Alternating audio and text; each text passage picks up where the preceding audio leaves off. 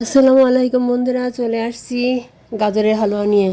বাবার বাড়িতে আসছি, পরিবারের সবাই ভাই বোন মিলে বললো গাজরের হালুয়া তৈরি করো, তো ছাদেই বসে পড়লাম। দেখতে পাচ্ছেন সুন্দর করে ধুয়ে ছিলে নিয়েছিলাম, তারপরে পাতলা করে স্লাইস করে কেটে নিচ্ছি।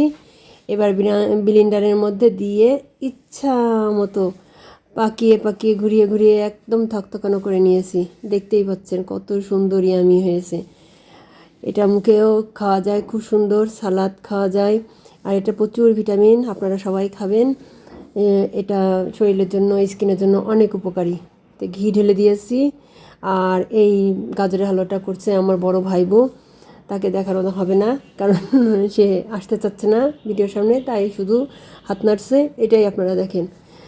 তে ঘি গরম হয়ে গিয়েছে, এখন আস্তে আস্তে করে ঢেলে দিচ্ছি। আর গাজরটা যখন আমি পেস্ট করছি তখন কিন্তু কাঁচা দুধ ঢেলে দিয়েছি, দুধ দিয়ে গাজরের হালুয়াটা পেস্ট করে নিয়েছি। আপনারা চাইলে পানি দিয়েও করতে পারেন, এমনিও করতে পারেন। তো আমরা একটু দুধ দিয়ে গাজরের হালুয়াটা করবো, এই জন্যে দুধ মিশিয়ে নিয়েছি। কিশমিশ, তারপরে বাদাম, যা যা উপকরণ দেওয়া লাগে, এলাচ দারচিনি সব দিয়ে দিলাম। আর ছাদ বাগান থেকে কাঁচা তেজপাতা তুলে ছিঁড়ে নিয়ে এসে টাস টাস করে দিয়ে দিয়েছি। তো বন্ধুরা, এখন তো সেই ফুটা ফুটবে, আর বুঝতেই তো পাচ্ছেন ফুটলে তো গায়ে লেগে অবস্থা খারাপ।